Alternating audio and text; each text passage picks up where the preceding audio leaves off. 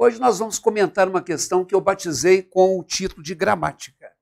Geralmente eu coloco crase, pontuação, período composto, mas quando eu coloco gramática, significa que a questão cobrou elementos gramaticais misturados. Na sua tela, você está vendo que eu estou atendendo a um pedido de 3 seguidores nossos. Lourdes Trancoso, Simone Galeno e Moisés Pereira. Eles me pediram que fizesse uma questão da banca AOCP. E aí, nós vamos fazer uma questão da AOCP sobre gramática de um concurso que a banca fez no ano de 2020. E a questão é a seguinte aí na sua tela.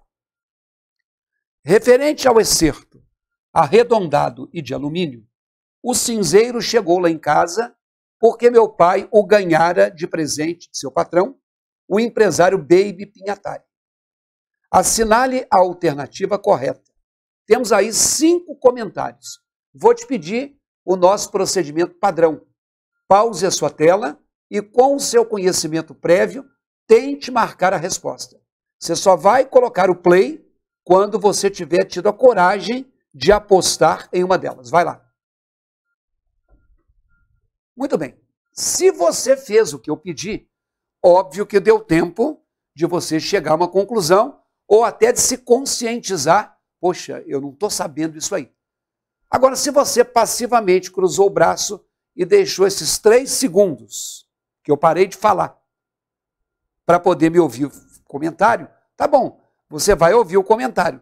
Mas eu sempre peço que você tente para que você possa se avaliar. Vou te dar mais uma chance. Põe a questão na tela, pause e só volte comigo quando você chegar à conclusão. Muito bem, na letra A, eles colocaram que nas 3 ocorrências o é um artigo definido. Então, a letra A, ela fala de um aspecto gramatical chamado morfologia, e na morfologia a gente estuda as classes gramaticais. Eu acredito que a maioria das pessoas, quando vê um O ou um A, no singular ou no plural, pensam logo nessa questão de artigo definido, ok? O O pode ser, sim, um artigo definido masculino singular. Agora, para que o O seja um artigo, o artigo definido, ele precede, e melhor dizendo, ele determina um substantivo, que é a palavra que dá nome aos seres, e, obviamente, se é o O, ele determina um substantivo masculino. Então, se depois do O tiver uma palavra masculina, esse O é um artigo definido. Então, quando eu falo assim, o céu hoje está claro. Nessa frase que diz que o céu hoje está claro, observem que depois do O, nós temos a palavra céu, que é determinada por esse O.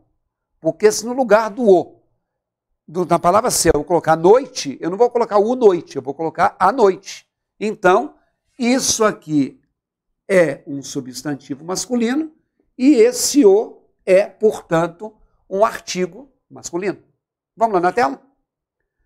Na letra A, na frase 1, arredondado de alumínio, o cinzeiro chegou lá em casa. Depois do O, eu tenho o substantivo masculino cinzeiro. Isso quer dizer que esse O é, sim, um artigo definido. Só que o O também, meu amigo, pode ser o que a gramática classifica como um pronome pessoal do caso oblíquo. Porque você um dia decorou uma lista assim, eu, tu, ele, nós, vós, eles. Eram os pronomes pessoais do caso reto. Mas depois tinha assim, me, mi, comigo, te, ti, contigo, o, a e um monte que eu já não sei mais.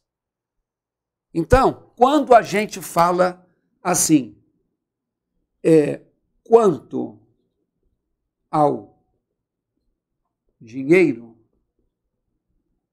ainda não o recebi. Observem que nessa frase, o O não está seguido de um substantivo. O O está seguido de um verbo. Então, isso não é um artigo definido. Na verdade, a gente, na linguagem coloquial, falaria assim, quanto ao dinheiro, eu ainda não recebi ele, não. Você fala, recebi ele, vi ele, encontrei ele, mesmo sabendo que isso aí não é a construção mais adequada e mais correta. Então, esse o pronome oblíquo, ele é equivalente ao coloquial ele. E mais, o pronome oblíquo o, sempre, olha uma coisa rara, em português até sempre. Hein? Em português é assim, geralmente, normalmente, na maioria das vezes. Mas o pronome oblíquo, ele sempre funciona como objeto direto de um verbo. Isto é, ele é o complemento verbal de um verbo transitivo direto. Eu recebi. Recebi o quê? O dinheiro. Esse o é masculino porque ele retoma uma palavra masculina. Se fosse quanto à joia, eu ainda não a recebi. Quanto os precatórios, eu ainda não os recebi. Ok? Mas não pode ter substantivo do lado. Vamos lá na tela? A letra A, ela diz que os três, o é um artigo. O primeiro é. O segundo, chegou lá em casa porque meu pai o ganhara. Esse não é. Meu pai ganhara ele. Meu pai ganhara o cinzeiro. Esse o é um pronome oblíquo. E isso significa que a letra A está incorreta. Ela não é a resposta. Agora, o empresário Baby Pinhatari, se depois do o eu tenho a palavra masculina empresário, o terceiro o é um artigo definido. Então, se você marcou a letra A, nada feito. Vamos à letra B de bola. Na letra B de bola, na tela, em o ganhara, o se refere à palavra pai. Meu pai o ganhara de presente. Não, eu não digo que meu pai ganhara meu pai de presente. Meu pai ganhara o cinzeiro. O pronome oblíquo o retoma a palavra masculina, que não é pai. Ele retoma a palavra masculina, que é o cinzeiro. Então, a letra B de bola também está incorreta e não é a resposta. Na letra C, vejam a letra C, eu tenho o seguinte. A expressão o empresário Baby Pinhatari é um aposto explicativo, referente ao substantivo patrão. Então, vem aqui. Aí já é uma informação sobre sintaxe. Quando a gente fala de aposto, não interessa se é aposto explicativo ou não, o aposto é uma função sintática e ele é um termo que representa um valor explicativo ou ele é um termo que representa um valor especificativo. O aposto, ele explica ou o aposto especifica. Tá? E esse aposto, ele vem, no contexto, isolado por um sinal de pontuação. Então, se você, às vezes, vai escrever um texto e quer colocar um termo mais de valor explicativo, para detalhar e para poder fazer as coisas aí da maneira mais definida, você vai colocar um aposto, você sabe que você tem que pontuar. Então, quando a gente fala assim, morreu Odete, vírgula, a dona do bordel. Observem que eu coloquei uma expressão separada por vírgula e a dona do bordel está explicando quem é Odete. Odete não é a minha vizinha do 6º andar, porque ela não tem bordel. Odete não é a gerente do meu banco, porque ela não tem bordel. Aquela Odete ali é a dona do bordel. Isso é um aposto. Isso é um aposto de valor explicativo. Eu estou explicando para vocês quem é a Odete. Por exemplo, saiu e comprou os mantimentos. Arroz, feijão, farinha e sal. Então, quando eu coloco que ele saiu e comprou os mantimentos, ao listar isso aqui, arroz, feijão, farinha e sal, eu estou fazendo uma enumeração. Eu estou enumerando vários itens que especificam para mim quais são os mantimentos. Porque se eu coloco uma palavra genérica, mantimentos, cada um dos detalhes é uma especificação. Mas isso também é um aposto. Então, tanto na frase 1, a dona do bordel, quanto na frase 2, na enumeração, existe um sinal de pontuação. Na frase 1, tem a vírgula. Na frase 2, tem os 2 pontos. Ok? Então, isso quer dizer, na tela, que se você marcou a letra C, você acertou a questão. Quem é que é o empresário Baby Pinhatari? É o patrão do meu pai. Então, eu falei, ele ganhou do patrão. Qual o patrão? O empresário Baby Pinhatari. Então, você que marcou a letra C, acertou a questão. Qual era o problema da letra D? A relação semântica, quer dizer, a relação de sentido estabelecida entre as duas orações é de adição. O cinzeiro chegou lá em casa, isso é uma oração, porque tem o verbo chegou. Por que meu pai o ganhara? Meu pai o ganhara é uma outra oração. Então, as orações, elas são enunciados com verbo. Toda oração é um enunciado. Então, as orações são enunciados com verbo.